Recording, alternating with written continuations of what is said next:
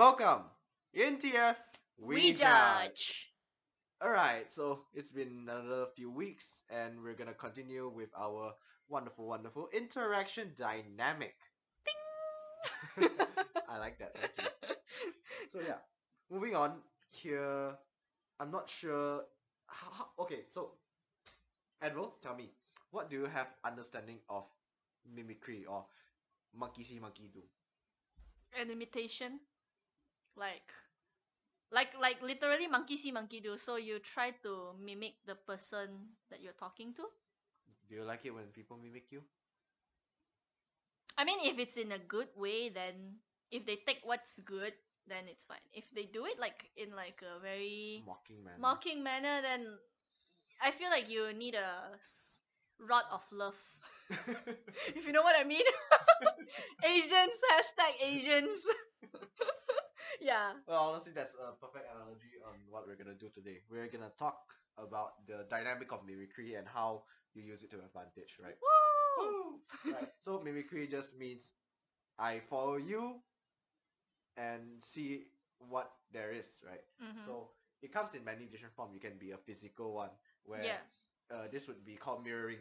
Like Mm. I mirror Yeah. you, so it's like I tilt my head to the left, I'll follow to whichever direction that is. Yep. Yeah, and it feels natural in a sense because you're like going towards the mirror.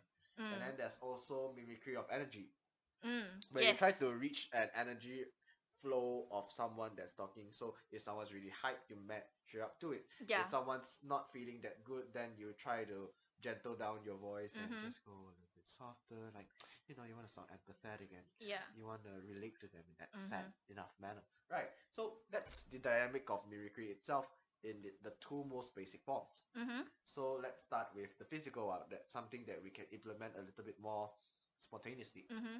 So as Malaysians, we frequently talk to a lot of Indians.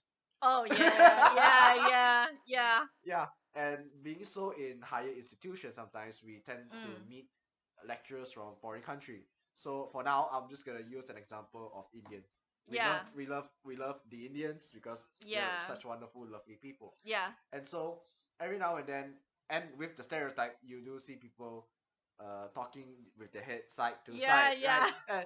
And it's really cute and it's natural to us being Yeah. Malaysians, and we are very well surrounded with Mm-hmm. our Indian peers and friends, you know. Yep. So one thing that really helps you build a good rapport is that you do learn a little bit of that head movement. Yeah.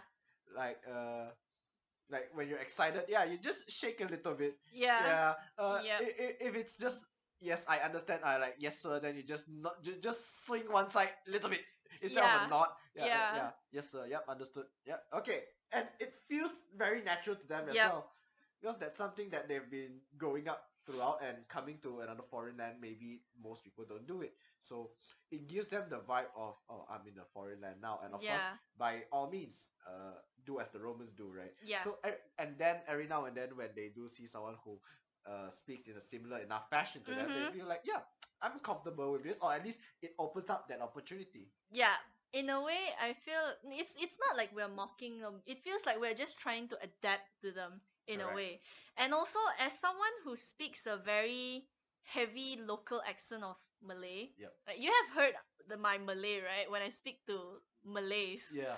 So one way, one thing that I took pride in is being able to speak that local accent makes a lot of people really comfortable with me. Oh Like yeah, they will be definitely. like, "Wow, you actually can speak good Malay, like with no any foreign accent. Like you really sound like a natural." So it really does give me that sense of pride as a speaker and for them as a listener, you know. Yeah, most definitely. Yeah. More so than a compliment itself, it is second nature to them. Mm. Not second nature per se, nature itself Yeah. to them, because that's something that they have been accustomed to, Mm-hmm. and that you reintroducing them away from the original expectation brings Yes. comfort to people. Mm-hmm. So aside from Indians, then we can say the language itself. Yep. So Definitely.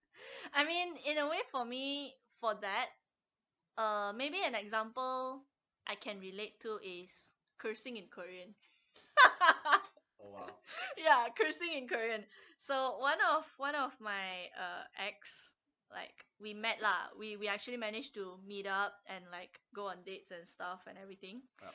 And then there was like a few moments. The first time when he met me, I was like, he didn't expect that I could curse in Korean. So the moment like when I opened my mouth to be like like almost coming out, and he was like, his eyes was like, what? What? Like totally enlarged. He was like, wow, I that sounded so natural, and I was like, oops, that was not intended, but but yeah, that was like, I think kind of like the idea. Yeah, that's a very good example. Yeah. Honestly. Yeah, I mean it's a good known enough fact that how as multilinguals, as we speak a different Yeah. language, there tends to be a shift in that certain personality. Mm. And so again, when it comes to languages, there are also the cultural aspect to say how do I use certain words, and to Mm. a physical extent, it carries you in another manner as well. Yep. So this kind of falls into a bit of the gray zone of the energy side. So I kind of want to keep it within the physical. So Yeah. I'll just try to keep it there with the Mhm. physical speech of it Yep. itself. So maybe when it comes to Southeast Asia with Singaporeans, Malaysians, we do have the tendency to say, "Hey, come on lah, Yeah. makan jom lah." So those are some certain phrases that you catch, and that itself is also a mimicry. Mm. So when you see foreigners coming to Malaysia, one of the first few things they learn with the language is learning when to use la. Mm. Yep. Then again, there's Definitely. la li lu le lo. Each No, of yeah, each but then also there's also like this. I think it's kind of like a, not to say, just restricted to only one language, but then like, you know how in probably Mandarin, or you like, Yeah. uh, woi, and you're like, woi, then you're woi, you know, like the different kind of sounds that goes up Yeah. and down. And then like some people were like, oh, it's only exclusive to Mandarin, but like as a multilingual, I can tell you it's not exclusive to only one language. Like Every the- language has its own specialty. yeah, Yes. yeah. So like if you speak in Korean, then it'll be like or like or like like different kinds of sounds, even though it's like the same letter or like the same spelling or whatever, but Yeah. then the The sound, intonation really yeah, brings yeah, in, yeah. and you gotta do it in a way that is native enough to the people. Yeah. Because if we were to compare Mandarin from Malaysians and Singaporeans to Mm. say those in Taiwan, those Yeah. in China, it differs in a way that yes, I do, although I do understand the language, though it Yes. still feels foreign to me. So in that case, we do indicate to say we want to adapt in a way to make it feel more natural. And Mm. by all means, we are not here to say we are people pleasers Yeah. by chances to say, oh, because I need to study extensively who am I talking to, and I'm gonna try to do everything I can for you to like me. No. Yeah. Right? It's perfectly natural for us to have our wonderful quirks and personalities. Yes. And so every now and then we introduce ideas to improve that social life of yours and how to better communicate with others. And every now and then you would personally appreciate if someone actually brings in something comfortable for you. Yep. Okay, let's give an analogy with food, right? Mm. So let's say I grew up eating spicy food. Yeah. Yeah. Okay. Then I come to a new town, and the town is more accustomed to less flavorful food. Let's say, yeah. So maybe they don't have much access to spices to begin with. So the food they eat tends to be more bland. The seasoning they use is a bit more typical, right? Yeah. So, and let's say the neighbor knows where you came from is a spice city, you get all that fragrance and whatnot, and they actually put in the effort and they give you a spicy food, Yeah. and that really surprises you, and you feel like I have a chance to be back of who I was. Yep.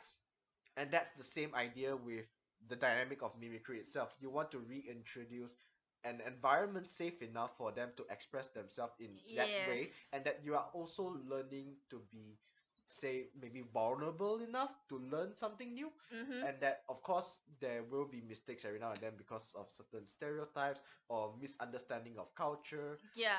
And Definitely. it's well and good, though it also gives you an opportunity to talk more. Like, Yes. oh, instead of doing this, maybe we can do this instead, and Yeah. so on and so Then forth. you just improvise in a way. Also, I feel like this this dynamic of mimicry, Yep.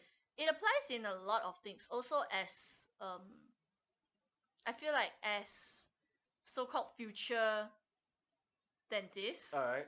um, you know how like even if not only dentists or like just Professions that professional, interacting yeah, and where you interacting with people in general. yes, exactly, like customer service and all that. Sometimes you really do need to make them feel comfortable enough to uh open up Yep. and tell you, especially if you are in like healthcare, if you're a nurse or you're a doctor or you're a dentist or you're like a physio, whatever it is, that where you have to literally um talk with uh directly communicate with people and get their information, then you really do need to find a way to actually make them feel comfortable. Yeah, most definitely. Yeah, so in a way, uh having one thing is also multiple languages. Knowing multiple languages is a big help. Yep. But then at the same time, you really do need to give that safe feel to them. It's not really just because you are able to speak the language, you know. Yeah, most definitely. And we're not here to indicate the dynamic itself that's limited to the language. Yes. So you can still be let's say someone else other in the healthcare field. Let's say a lawyer, because when you come to a lawyer, you can be in quite a desperate situation as Yeah. well, and it's very difficult for you to speak out on your situation. It could be embarrassing, or it Yeah. could be downright awful. Yep. So as a lawyer, you can be in a situation where you meet with a client that doesn't necessarily speak your language, or you don't necessarily speak their language, and Yep. maybe the common language is just English or Bahasa Melayu as the Yeah. national language, right? So in some ways you want to be comfortable enough, and if the language barrier is there, then you resort again back to the physical aspect of the Yes. mimicry. Yes. So like, how do I want to do that body language? How do I want to mirror it?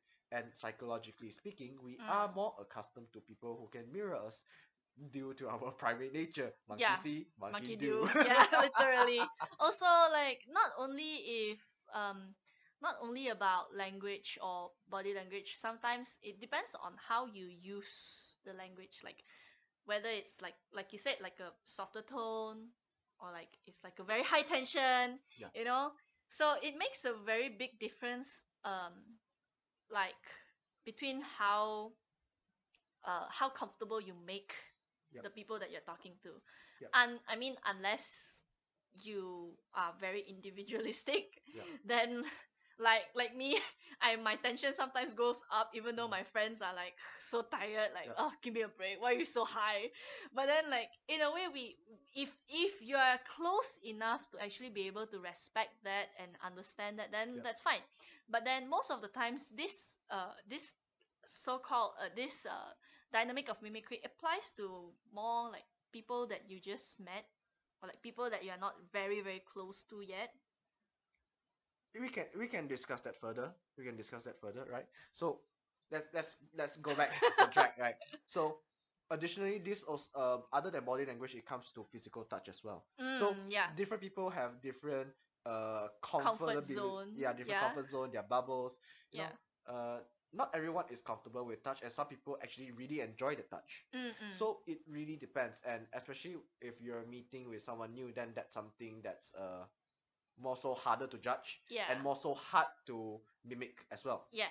Right. So some good tips that we can try out is giving handshakes, high fives. Yeah, that's the Tho- most basic Those one. two are the simplest, most formal, most respected Yes. form of it. And of course, you can go up and ask, "Oh, is it cool if I give you a pat on the back?" And that, in its own consent, is Yep. right and correct, and you Yep. should most definitely do it. Though I personally would argue that to some extent it would be hard to build a rapport when you're asking these kind of questions. Like, hey, is it cool if I pat you on the back? It comes off awkward, and Yeah. it comes off weird. Like, So instead, what I personally would recommend is just hold off physical touches to begin with, unless, say, you are in a position of seniority, yes. whether in advice or in age. Yep. and that doesn't come under inappropriate touches. Yep. Anything that is inappropriate, so a pat on the shoulder is probably fine. Yeah. Anything more than that is probably not good. I mean, honestly. it depends on your intention, like, and it depends on how comfortable that person is also lah as Yes. well. So And so that's where you need to see how they reciprocate to Yep. the touch. So let's say you have been talking to this peer. Let's just go with a peer, right? Say about the same age. yeah, You can go with both guy or girl. yeah, Yeah, right. So let's say you guys been talking for a while, and you guys been suggesting to say, oh, let's head to that restaurant. So Mhm. one thing you can try, and then again we have to add on the factor of religion. Oh, yeah. Yeah. So not every religion allows touches between the the opposite gender and yeah. whatnot. So that's something you have to take into consideration as well. So let's just give the example: you are within a group of same religion, right? yeah. Let's just go with that. Okay. So one thing you might want to try maybe is just a tug on their sleeve, like, "Hey, do you want to go there?" Mm. That's not quite a physical touch, though it's a good enough rapport that you can try. And so you can judge by the look on their faces, or if they are brave enough to tell you, they will say either they are not okay with it, or if they didn't say it, then they might be okay with it. Though Yeah. this is something that you have to go and try and error about it. Yeah. And then anything you have a pat on the shoulder. So me personally, before I go a pat on the shoulder, what I would do is not use any of my fingertips. I would actually use either my knuckles, like a gentle nudge. You know, I prefer a nudge because it's like it's less direct of a touch. It's like Yeah. the backhand of building a The the backhand of it.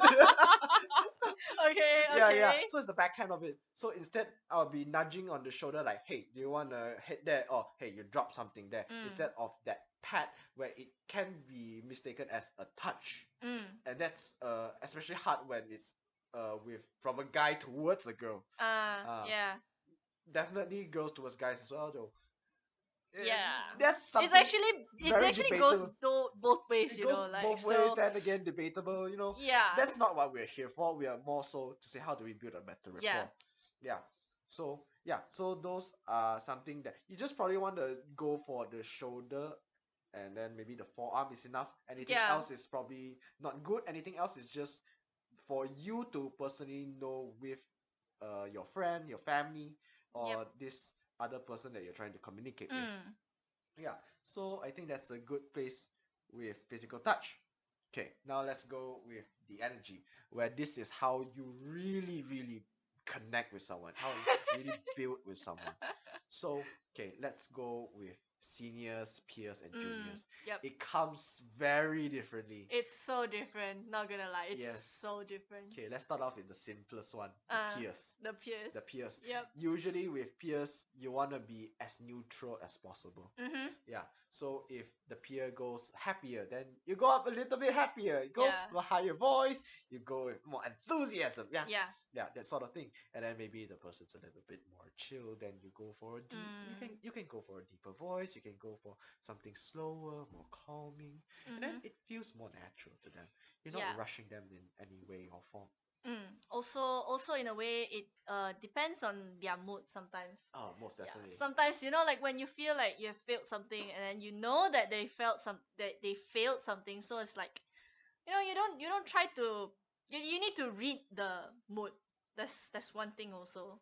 So like, it's not really just trying to match each other. Sometimes you do try to look around and see, oh, this person is not feeling up to being high. Yeah, most definitely. And it's definitely not easy to read someone at that state. And it's okay that, say, there's that initial mismatch of energy. So take your time. So let's say, do you want to role play a little bit? Yeah, I guess I could. Do you want? Okay, you can go for a little bit emo, then I'll try to reciprocate. Me, the emo. Okay, I can try. I mean, you're a natural. Bro, that's a stereotype. Okay, but that is a bit of truth. But okay, I'm like, how do I be emo now? You had a long day at work. You just came back home. Okay, why did that feel so relatable?